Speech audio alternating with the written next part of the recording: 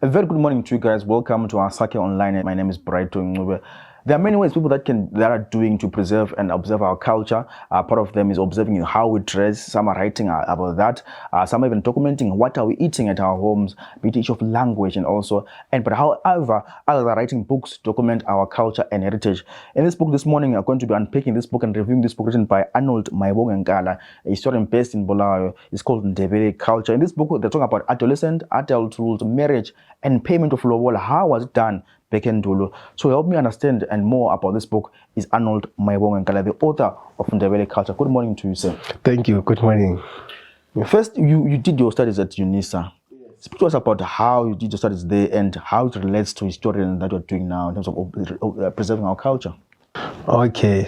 So I am going to speak in English so that many people are going to understand what we are going to say. Okay. So my name is Arnold Maibongenkala. Like as we said, on a tertiary level, I did social work. Yes. So professionally, I am a community developer. Yes. So as a community developer, I looked at the way I can use or the approach I can use to help develop my community. So one of the local resources, one of the resources that people possess as a community, in every community, is their culture. You don't buy your culture. You are born within a culture. And that culture is there for development. So this is why I said, okay, so as a community developer, let me use the approach of culture to help our communities develop themselves. Yes, so that is how it came about. And in the process, I became a historian, I became a culture activist, but I am not a historian in the sense that I possess the historical a certificate. No. So I don't consider myself as a professor of academics because I don't have the qualifications for being a historian. I consider myself as a professor of practice, not as a professor of academics. Yeah, so it is through my experience that I am now a historian because I have published works. Like as you say, this is my third book. Yes, about culture, heritage, history. So history, culture, heritage is very, very helpful in community development. So the title of the book is Ndebele Culture, right? I was browsing through the aspect of marriage rights, this issue of adolescent, issue of lobola, how was it done? Maybe briefly tell us more about the book. What is the book all about? Okay, so the book's title says it all. It's titled Ndebele Culture. So it talks about Ndebele culture. So someone can ask, what is culture? So culture is a way of life that a certain social group uses to survive or to adapt in an environment. So there has to be a uniformed way to live as people. So people looked at the situations in the world or in the globe, and then they said, okay, how are we going to address maybe death? If ever there's death, so as a social group, how are we going to address death? Whatever was agreed is what is called culture. So this book is about the way of life of the Ndebele people. So the Ndebele people, they are a variant of the Bantu people, Abantu.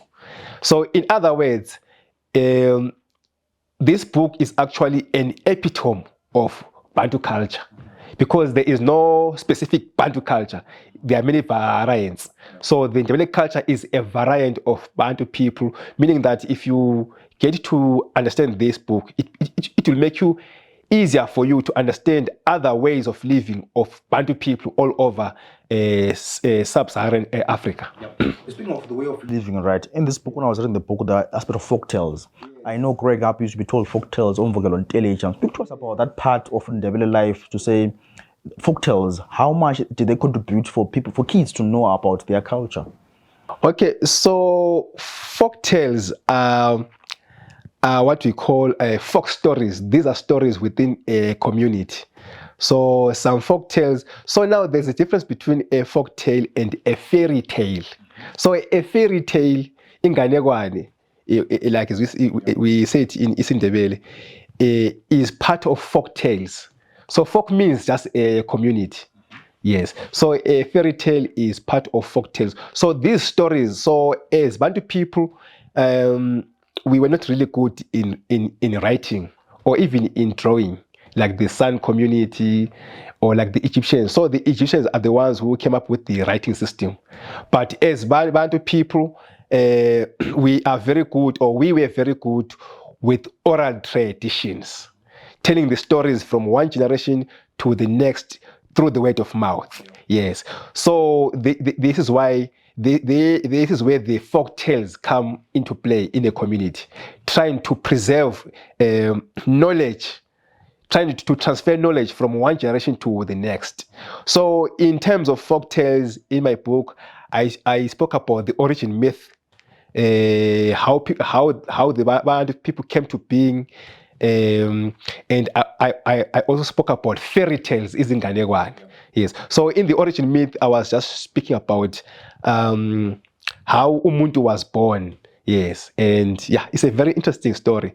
And then on the fairy tales, I was trying to show how our elders, they used stories to teach children about life lessons. Yes. You go into all the issue of marriage. I know this is one of the debatable and most constant issue, the issue of marriage. Yes. Many people disagree on the issue of lobola payment. Yes. Some are saying ngulotsholo umntwana, some are saying ngulotsholo unkazana. Yeah. Touch on that issue on the book. They speak to us about that. Ngulotsholo uba in terms of lobola, how was it done back then? Okay, so lobola. So now, what happened is, you see, Bantu culture cannot be easily translated. In my language, isiNdebele, we say isintu kasitolikwa. So now you are now speaking isiNdebele, like you say lobola, but some people say, so they say the nearest words to say lobola is bride price. Yes. So now in Ndebele culture, a bride price is paid to the bride elect, to the bride elect, to the woman, yes, to the bride elect, yes. So now what happened is the concept behind ilobola, the bride price, originally, so it was meant to combine two families. So when I say two families, I mean the ancestral spirits of the groom elect and the ancestral spirits of the bride elect and the whole family. So now, so in the culture, when you are getting married, it's not about the two of you as a couple. It's about the whole family and the histories of those families and the energies of those families and the ancestral spirits of those families. So lobola is a transaction to say we are now one thing. Yes. And then people say kulotsholo umntwana. So now what happened is, because of today's concepts, the concept of lobola is now getting, people do not understand it. You see, like, because this thing is more spiritual. So the reason why lobola has been relevant up until this day, when you look at it, when people are doing it, it's not really in the spiritual part of it, it's in the commercial part of it. So people are not doing it for commercialization. And in the book, I wrote that in an ordinary situation, the only 5 cows were used as lobola, and they were all paid in full.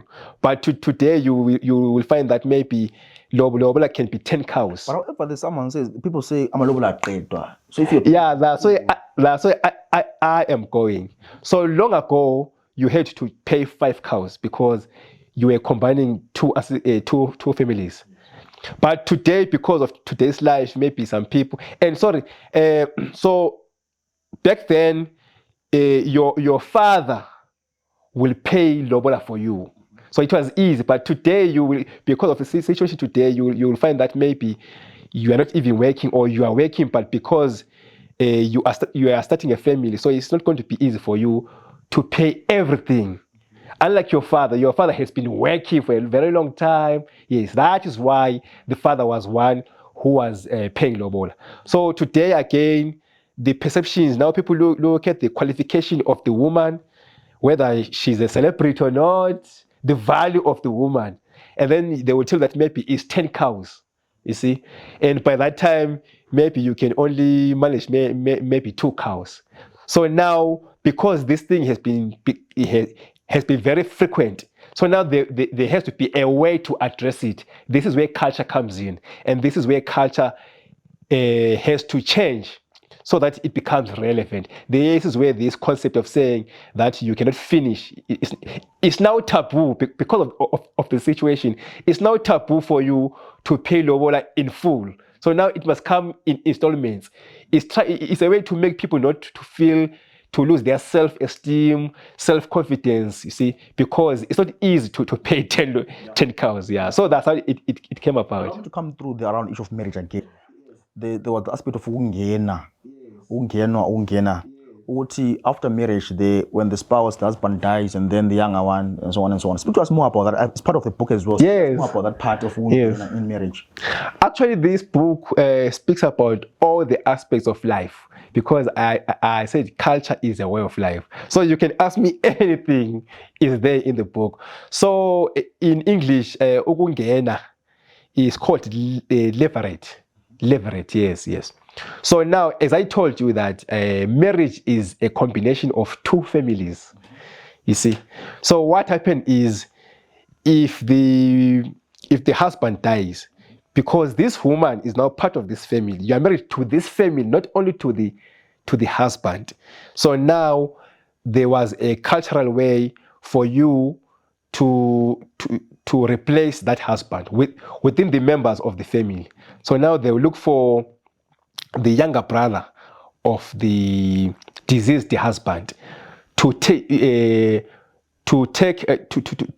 replace the husband. But when he's there on behalf of the deceased husband, meaning that all the children, they do not belong to him, they belong to his deceased brother, older brother. So that's how ukungena came about. But it's not something which is a forced matter, you see. So the widow is given the right to say, do you want to be part of the levirate marriage, or do you want to go out and look for another partner outside this family? So it was just a way to make that woman to have all the benefits that she was getting from the husband, including the conjugal rights and everything, food, all the social security. So it was a social security system, you see, to alleviate poverty. Because in our culture, the husband is the one who is the provider.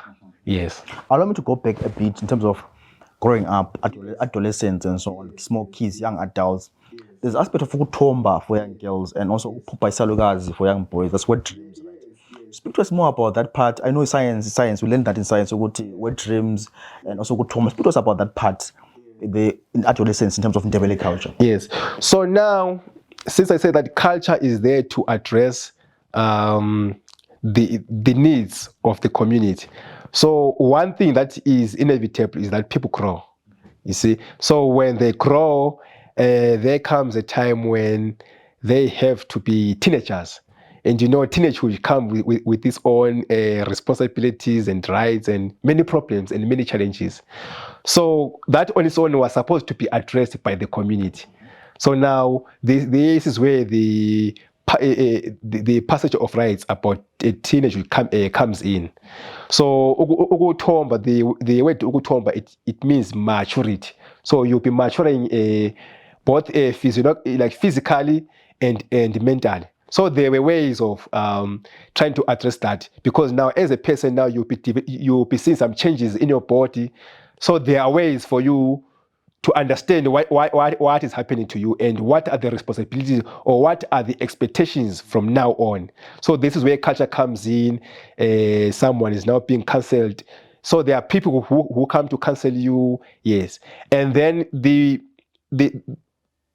criteria, or I can say what is being used in our culture to say you have matured, is the sexual discharges, or should I say discharges that come from the sexual organs. Yes. So in the female, it is the first menstruation. So when you are menstruating, you are now your sexual reproduction system is now coming up, and then in the males is the wet dreams.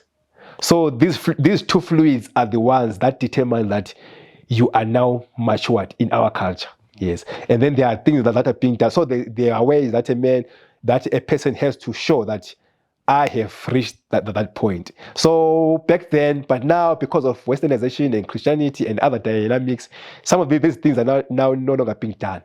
But back then, so if you're a boy and then if you dreamt, so they will say you have dreamt of an old woman. This means wet dreams.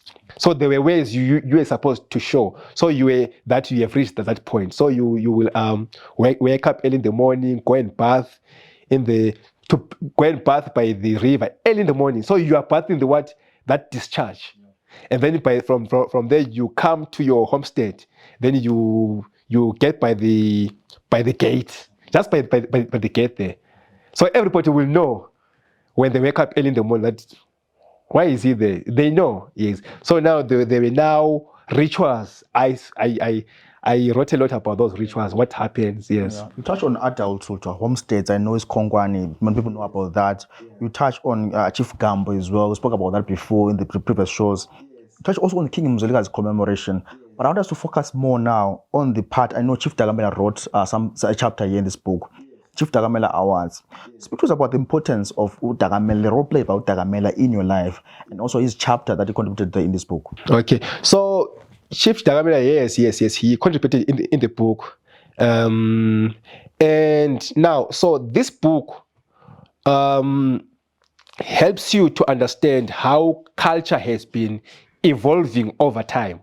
You see, for example, today you will find that we have got some new cultural aspects that were not there, that were never experienced by our forefathers. Some of them they started by us. Some of these aspects, which we now refer to as culture. So now there is the Chief Dagamela Awards. So in Ndebele we refer to as Imiklomelo ka Dagamela. Yes. So Chief Dagamela was part of he helped me a lot to write about that chapter. So what I liked about is that Chief Dagamela is now living in modernity, and then he is using the roles that were done by the chiefs back then, and he's now applying it in today's world so that culture can be relevant. Because as I told you, that culture is part of the local resources for development. So he realized that as a chief, and then he said, okay, let me use culture to develop my community in today's perceptions, in today's world. And in that process, what happens is a new cultural practice come into being, because the Chief Dagamela Awards is there to award people who are doing very well in the community. You see, and that is what our chiefs used to do back then. That if you were a great warrior, they'll make you maybe into a platoon leader or a captain. You see, so that's what he's also doing. So that he looks at what's happening in the community, who's doing well in the community. Let me award that person, and then in the process back then, that thing is what the reason why the independent military system was one of the best is because people were being awarded by their chiefs. So everybody wants to be awarded. And in the process, the military becomes so well drilled. The same way Chief Dagamela today, when he's awarding people, now everybody knows that every year there is an award, a ceremony coming up. Let me work hard so that I can be recognized. And in that process, where everybody is working hard in the community to be recognized, and be given this dignified award, it makes people to work hard, and in the process, it makes the community develop. You see, so yeah, so that is why I had to put the Chief Dagamela Awards. That because this thing is now happening every year, so it's now our culture. It's not part of our culture. Yes. Also, part of the Ndebele culture are proverbs. Izaga, right? Speak to us about the importance of those proverbs in terms of our culture and shepherding our culture. Ulimi lwethu lujiyile because of these izaga lezi. Yes. So, like I told you that we are Bantu people. Singabantu thina. And Bantu people are so well gifted in oral traditions. If ever there's anything that I know that Bantu people are experts in, it's oral tradition, because they've used oral tradition for a very long time to transfer information, unlike unlike in writing and in drawings and in other forms. So izaga is what we call proverbs. Proverbs, yes. So proverbs are just there. So it's a way. So now you'll be using deeper words, you see, or creativity through words to say something, you see, or to mean something. Yes. So you look at something. Maybe you look at the goat, and then you look at how the goat does, like behaves. For example, there is a proverb which says, "Imbuzi ikudla iguma." You see, so people don't know. Some people today, they don't know what is iguma. Iguma is a windshield. Do you see this wall in the heart? Yeah. Yes, yeah, this that is iguma. So now people realize that a goat will go there and wrap itself as if it is like it's feeling itchy. But it's a decoy. The goat is trying to make you think that it's feeling itchy, and then you relax. And then when you relax, you go somewhere. When you are gone, the goat will then get inside the heart and then steal. You see. So now they saw that the goat is using iguma, the windshield, to as a decoy, like to play around with your mind. So they will take that, and then they will say imbuze kudla iguma, trying to use it in their lives, in their words, to say they'll be trying to say or to mean that someone is saying something, but his intention is something else. So you'll be doing something, but that is not your intention. Just the same as the goat. The goat is acting as if it's feeling itchy and is wrapping itself, but the intention is to steal in the heart. You see. But also, you've worked with a number of people in this book, right? So talk about people that you have worked with in terms of coming up with this book. I worked with so many people. I even wrote it in the acknowledgements that if I was not born in the Ndebele society, and if I was not socialized in the Ndebele society, this book was going to be stillbirth. So what I was meaning is that I was taking some of my life experiences and some of the teachings that I was receiving as I was growing up in a community, you see. So as much as I did not know that one day I am going to write this book, but as I was living in the community, I was recording what is happening, observing what is happening, you see. So almost everybody that I've interacted in the Ndebele community